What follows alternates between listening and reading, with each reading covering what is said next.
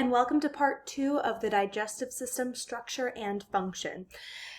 So we're going to begin with the pancreas, which has both endocrine and exocrine function. So endo meaning inside, exo meaning outside. And I want you guys to keep in mind that the digestive system is always exocrine because it is treated like an outside environment. Unfortunately, people can eat a lot of weird things, and so your digestive system has a thick mucus lining and lots of thicker cells in order to prevent any easy transmission from that tube into the rest of your body.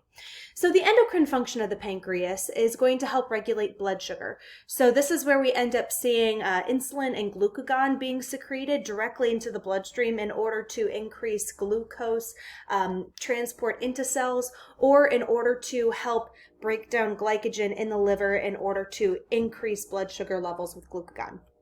So for the exocrine function, we're going to be doing a lot of chemical digestion here. You guys can see based off of this picture here that the stomach is then connected to the small intestine immediately after. Here we have the esophagus, stomach, and then small intestine. This is where that lower esophageal sphincter is found, and then this is where the pyloric sphincter is going to be. Food is going to rest in the stomach until it is ready for the small intestine to take it, and when the small intestine is ready, that pyloric sphincter is going to open up, the stomach is going to contract and move food into the small intestine. Now, we've done a lot of mechanical digestion with your teeth, but we still need to break down those macromolecules into smaller monomers, and that is where the pancreatic juices are going to come into play. The pancreatic juices are going to be produced by these acinar cells, and then that is going to go through the pancreatic duct and eventually be ejected into the small intestine. This first part of the small intestine is called the duodenum or duodenum, but I think duodenum is a more fun word to say. So it gets secreted into the duodenum of the small intestine, and that is where a lot of that chemical digestion is really going to begin. Here you can see that pancreatic duct connecting right here, and so this is where it's first going to be exposed to the food and start breaking things down. You'll also notice that we have another tube here, and this is going to connect to the gallbladder and to the liver. So here we have the pancreas again, that little flap directly underneath the stomach. You can see how they both kind of flap over in the left direction. And then eventually it is going to be released into the small intestine. So the liver here does a ton of different things. Not only does it help with insulin and glucagon to regulate your blood sugar, it cleans your blood kind of like the kidneys do, although the kidneys are going to make urine, whereas the liver is going to break down some larger components found within your blood into smaller, more soluble components that your kidneys can eventually filter those out. Your liver is also going to process a lot of drugs that you may have to take, like aspirin or Tylenol, in order to reduce that headache that you have from being inside all the time now. It's going to help control the carbohydrate metabolism, the lipid metabolism, protein metabolism. It's storing those macromolecules. It filters your blood. It gets rid of old red blood cells. But what I need you to know for the digestive system, because all of that stuff is a lot, but it has one big function for the digestive system. It is going to secrete bile. And bile is yet another fluid that is going to aid in chemical digestion. It is going to help break down and emulsify all of those fats that you've had. So the liver structure. We have a right lobe and a left lobe. So you can see the right lobe here is a lot bigger than the left lobe. And then here's your stomach. You can see the pancreas is kind of like this pink fluffy thing over here. And then that is your spleen. And we've got a kidney back there. And then this all is your small intestine. So we've got this tube, the alimentary canal that runs through your body. We've got the mouth up here. Oh, I guess you kids can't see that part. We're going to have the mouth up here. This is going to be your esophagus, and then it goes directly into your stomach, your small intestine, and eventually your large intestine before you excrete it. So your pancreas, the gallbladder, and the liver, these are all accessory organs to the alimentary canal or that digestive tract right there. From here, you are going to have your stomach have a vein that goes directly to your liver to start purifying the blood and breaking down any possible dangerous components that are in your system. So the hepatic portal vein is going to take blood from your stomach where you may have absorbed alcohol, you may have absorbed water, maybe some fat-soluble drugs. All of these different things can be directly absorbed by your stomach and are going to go directly to the liver to be broken down. Kupffer cells and hepatic cells, these are the two types of cells that are going to be helping with the filtering and or taking out the excess nutrients. Kupffer cells are essentially large macrophages, which are going to do phagocytosis. They're going to digest and break down these smaller components, and this can help filter out any pathogens and or any old red blood cells. Hepatic cells are going to work by taking out excess nutrients. So the way that this whole thing works, and this is a microscopic view of it, we end up having blood flowing in. We have deoxygenated blood and oxygenated blood, and they essentially get mixed into the central vein, which is where the Kupffer cells and the hepatic cells are going to be in order to help clean all of this stuff out. The stuff that is not good, the stuff that is dangerous for you to have in your body is eventually going to be removed from your blood, and that is what produces bile. So you can see the blood going in around this area, and then eventually the bile is formed by the byproducts of the blood and eventually is going to leave. So, bile, what is it? What does it do? It's a yellowish green liquid. This is a good picture of bile. It's very, very concentrated, which is why it is so dark. It includes bile salts, bile pigments, cholesterol, electrolytes. Essentially, these things are a lot of byproducts from your blood. But the cool thing is that your body has used the bile to emulsify or break down fat globulates into smaller droplets so that eventually we can absorb those. So we end up seeing carbohydrates being digested in the mouth thanks to amylase found in your saliva. We have proteins digested in your stomach thanks to the hydrochloric acid. And then we end up having bile being the thing that is going to break down the fats in your body. And this bile can also help to enhance absorption of fatty acids, cholesterol, any other fat-soluble vitamins like A, D, E, and K. Just so you guys know, vitamin B and C are both water soluble, and so you don't need anything to break those things down. They just directly go into the water. So, your gallbladder. Some people have it, other people don't. The gallbladder is what's going to hold the bile. That's all that it does. Your liver is constantly producing bile, and so the gallbladder is just where it's going to go to store before it is eventually squeezed into the small intestine at that same exact spot where all the pancreatic juices are going to be excreted. So now we're going to talk about the small intestine. We have three portions of it. We've already talked about one of them, which is the duodenum. And the duodenum, this is where the pancreatic juices are going to be excreted into, as well as the bile is going to go into.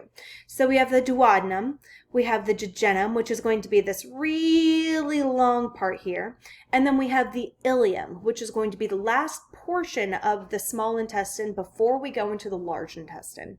So the duodenum is going to be where a good portion of that chemical digestion is going to happen. The jejunum is going to be pretty active here because this is, first of all, the longest part. And so that's where a majority of the digestion and absorption are going to happen for the entire body. And then the ileum is going to lead it into the large intestine. So you might notice that we have like this little thing stretched out in between the intestines, and that is called the mesentery. And it is actually an organ now. A couple years ago, the scientific community decided that it is a group of cells and tissues that are all working together for the same function, therefore classifying it as an organ.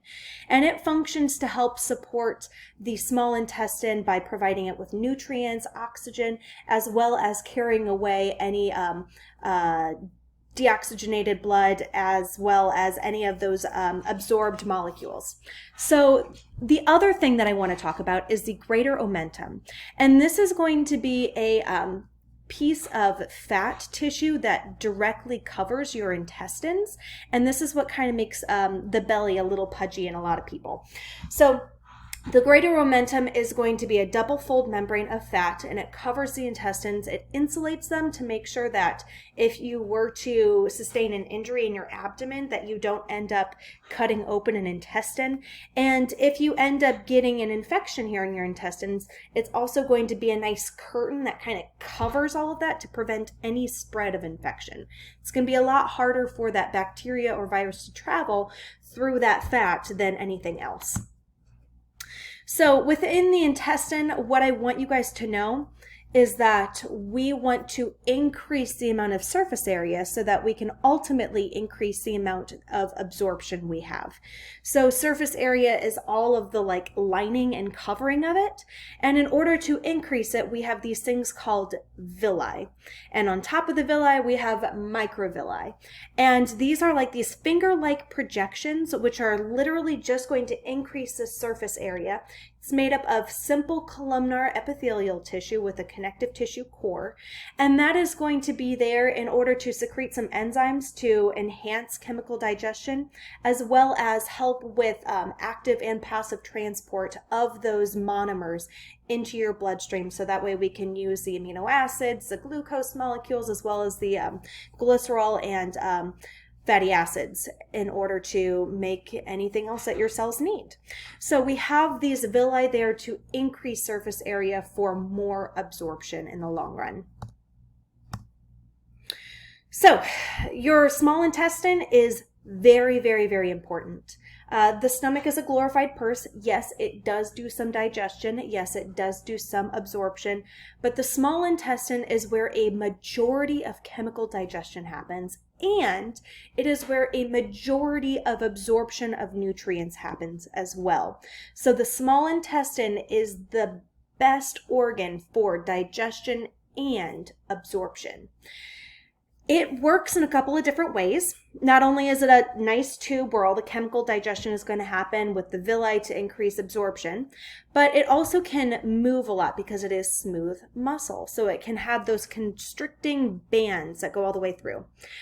It will do some mixing motions in order to kind of push the food forward and backward to help stir up the food that's there in order to aid in chemical digestion. It does peristalsis as well, which is that tube of toothpaste movement where you're moving from one end to another end. And that is going to help your food move along the duodenum, jejunum, and ileum and eventually into the large intestine so that it can be excreted as waste.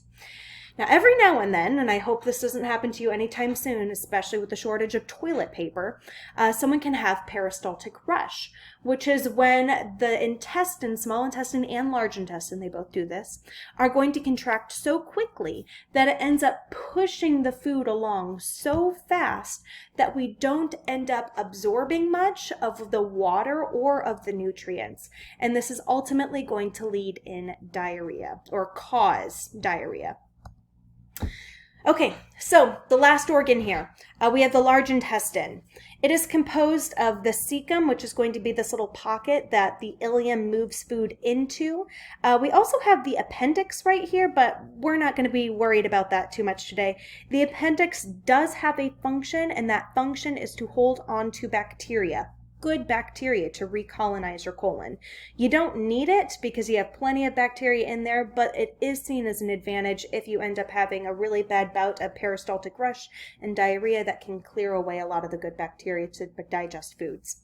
So we have the cecum, the appendix, the ascending colon, the transverse colon, descending colon, the sigmoid colon, eventually the rectum, and the sphincter, which is the anus. And that is eventually where food is going to be secreted as waste product. By that time, we've gotten out all the nutrients, and all that is left is materials that our body does not need. So we go through the duodenum, the jejunum, and the ileum, and once food gets here, it goes up, across, down, and then out. We also have the mesentery, which is here. It's that new classified organ. And the large intestine is going to be really important for a couple of things. It absorbs water and electrolytes at the very end. This is what helps make your poop solid instead of watery.